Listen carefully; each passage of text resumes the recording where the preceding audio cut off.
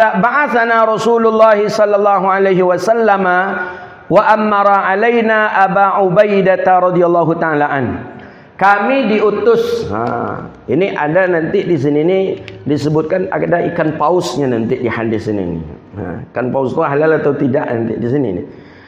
Kami diutus oleh Rasulullah sallallahu alaihi wasallam, kata Sayyidina Jabir bin Abdullah, wa amara alaina Aba Ubaidah ibni Jarrah radhiyallahu taala anhu, dan yang menjadi amir di atas kami itu adalah Sayyidina Aba Ubaidah. Nah, ini dianjurkan Pak, kita melakukan safar dianjurkan menunjuk amir.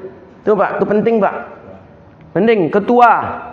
Sehingga kita tidak boleh mengingkari amir dan tidak boleh kita munafik kepada amir. Walaupun amir itu anak kita yang kita tunjuk Pak. Umpama kita dalam musafir, beberapa keluarga, tunjuk siapa amirnya. Kita sepakati, beliau jadi amirnya. Dah, beliau yang jadi amir kita. Jadi apa arahan beliau ikuti, apa ijtihad beliau ikuti. Nah, karena amir itu dia dapat naungan daripada Allah. Dia pun dapat bimbingan daripada Allah. Kalau kita sudah menyetujui dia sebagai amir, maka ingat kita siapa yang disepelekan oleh sahabat ketika itu. Nabi akan meninggal dunia, Nabi tunjuk Zaid, Sayyidina Zaid ibni Harithah kalau tak salah. Bukan Usamah kan? Usamah ibni Zaid ibni Harithah. Sayyidina Usamah ditunjuk Nabi sebagai panglima perang untuk membebaskan Palestina. Ini Nabi beberapa hari akan meninggal dunia nih. Sahabat banyak yang tak mau berangkat. Tak mau berangkat sahabat. Jadi Nabi tanya, kenapa kalian tak berangkat? Sahabat pun tak ada yang menjawab. Cuman ada mulut ke mulut. Itu kan anak tu baru usianya 19 tahun. Dia mengatakan 18 tahun. Sedangkan di kita ada Sayyidina Umar yang sudah senior, ada Sayyidina Khalid bin Walid yang ahli dengan memanahnya, ada Sayyidina Abu Bakar, ada banyak orang tua yang senior. Mengapa Nabi menunjuk itu? Mulut ke mulut di Madinah berkembang. Ini bahaya nih, ini pasti celaka kita nih. Ini yang nak dibebaskan Palestina nih. Akhirnya mulut ke mulut itu terdengar oleh telinga Abu Bakar. Abu Bakar sebenarnya segan menyampaikan ke Rasulullah. Akhirnya pelan-pelan dengan penuh adab Abu Bakar sampaikan ke Rasulullah. Ya Rasulullah, aku mendengar informasi di bawah, orang-orang ni banyak tak setuju ya Rasulullah bahwa engkau mengangkat Sayyidina Usamah ibni Zaid sebagai panglima perang, karena dia masih muda, kan dia perjalanannya belum begitu banyak dalam perang, sedangkan yang senior banyak. Kata baginda Nabi, kalian meragui dengan keputusan aku dan pilihan aku? Nah, kata Rasulullah sallallahu alaihi wasallam, kalian meragui? Nabi puji Sayyidina Usamah. Siapa Usamah itu? Dia adalah panglima yang jujur, yang berani. Akhirnya ketika itu baru sampai pertengahan jalan dapat informasi Nabi meninggal dunia. Balik naik di perang. Baru sampai antara Jordan dengan Madinah itu. Saya pernah jalur darat di situ, apa nama daerahnya? Balik pulang ke Madinah, Nabi sudah meninggal dunia. Diselenggarakanlah Rasulullah semangat jihad don. Mana yang setengah iman masuk murtad, masuk kepada musyrik, mana yang kuat imannya. Akhirnya ketika itu akan membebaskan Palestina ni, kata Umar, kata rombongan yang lain datang ke Abu Bakar, kita ulanglah pilih balik siapa panglima yang cocok untuk membebaskan Palestina. Jangan Sayyidina Usamah. Tapi Abu Bakar tak mau mengkhianati Rasulullah. Walaupun Nabi sudah meninggal dunia, kata Abu Bakar, aku tetap mengamanahkan yang menjadi panglima perang yang diamanahkan oleh Rasulullah. Jadi panglima ketika itu Sayyidina Usamah ibn Zaid. Akhirnya betul, qadarullah, sebentar saja perang ketika itu ditaklukkanlah Palestina. Al-Maqdis itu di bawah kekuasaan kaum muslimin. Nah, itulah. Baru ketika itu orang kaget melihat strategi perang yang dibuat oleh Sayyidina Usamah ibn Zaid. Nah, sama ni. Jadi Ubaidah bin Jarrah amiran, ditunjuk sebagai amir. Nabi nak berangkat ni, Nabi di Madinah. Untuk apa Sayyidina Aba Ubaidah bin Jarrah? Aba Ubaidah ni kan termasuk salah satu yang 10 sahabat dijamin masuk surga. Ya Allah, berapa senangnya sahabat ini ya. Abu Bakar fil jannah, Umar fil jannah, Uthman fil jannah, Ali fil jannah, Abu Ubaidah fil jannah, Sa'id bin Abi Waqqas fil jannah, Sa'id bin Zaid fil jannah, Abu Talha fil jannah. Allah, Berapa nikmatnya itu. Nabi langsung menjamin masuk surga. 10 asyara mubasyirin bil jannah. Ini orangnya masuk surga setelah Nabi masuk surga. Jadi yang pertama kali masuk surga itu dalam mukhtasar hadis itu Nabi Muhammad. Setelah Nabi langsung asyara mubasyirin bil jannah. Maka dalam Hasyiah Sawi itu Sayyidina Isa protes dia kepada Allah. Nabi Isa, kenapa kok umat Nabi Muhammad lebih dahulu masuk surga ketimbang dengan Nabi kami? Nah, itulah keluar ungkapan al-nabi al-ulama'u ala ummati kal anbiya yang ala Bani Israel.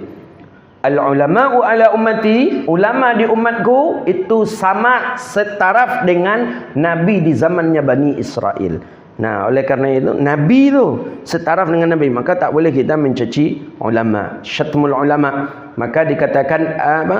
Al-lahmul ulama'il masmumah dalam Musnad Imam Ahmad bin Hanbal. Wa man akalaha khatmat. Darahnya ulama itu beracun. Siapa yang memakannya, maka dia akan binasa, dia akan mati. Nah, begitu dia. Jadi Sayyidina Abu Ubaidah ibn Jarrah diangkat jadi amir pemimpin. Untuk apa mereka ni diutus oleh Rasulullah? Natalaqqal 'ira li Quraisy, untuk menghadang, untuk menstop pedagang kaum kafir Quraisy, supaya jangan mereka masuk nanti ke wilayah kita. Stop mereka di sana, kata Rasulullah sallallahu alaihi wasallam. Wa tawadatna jaraban min tamrin la yajid lana ghairahu.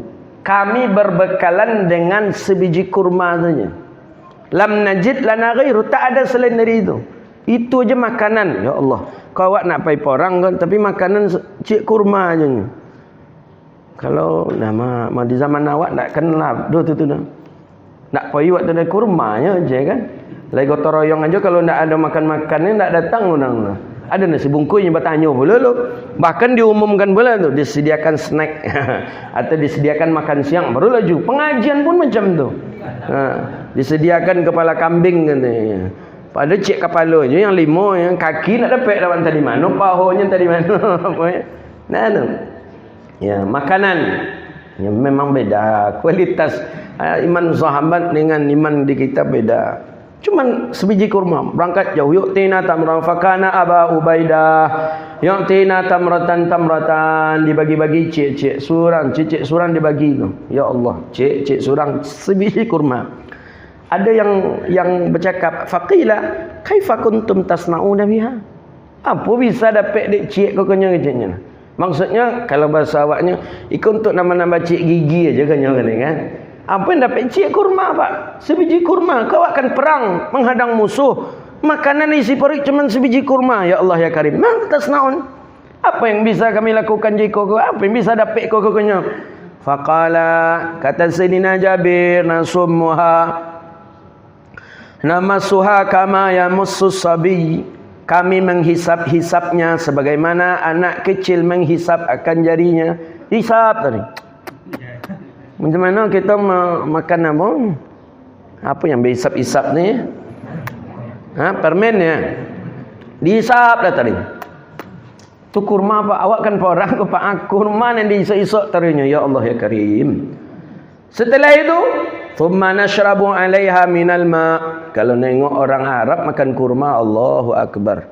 Segontang itu tu sekejap habisnya pak.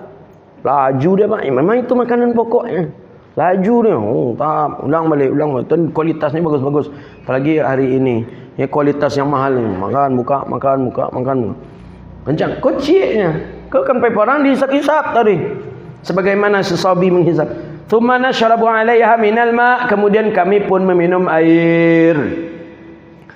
Fatakfina yawmana ilal lail. Maka cukuplah bagi kami hari itu sampai waktu malam. Sehari itu cuman sebiji kurma yang diisok-isok. Allahu akbar. Kalau bacalah hadis-hadis kau memang banyak bersyukur gitu pak. Wajib gitu banyak bersyukur.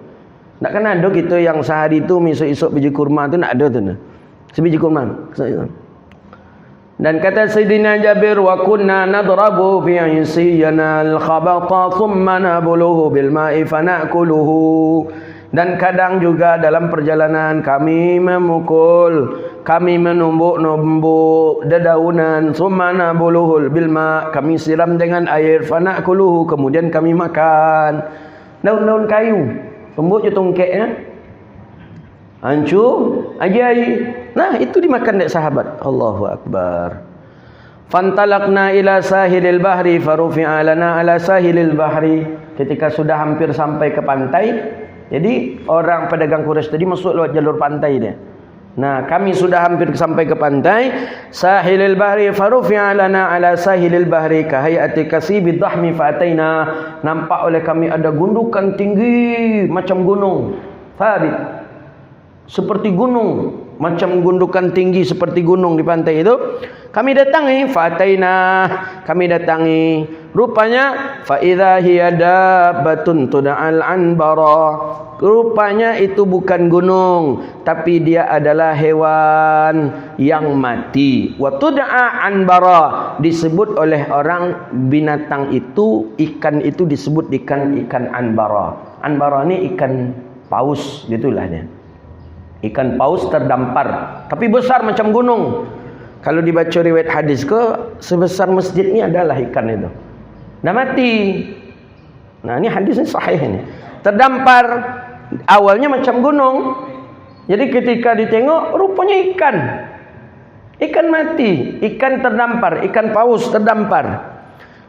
Tud'al ambara, faqala Abu Ubaidah, kata Abu Ubaidah Amir, maitah.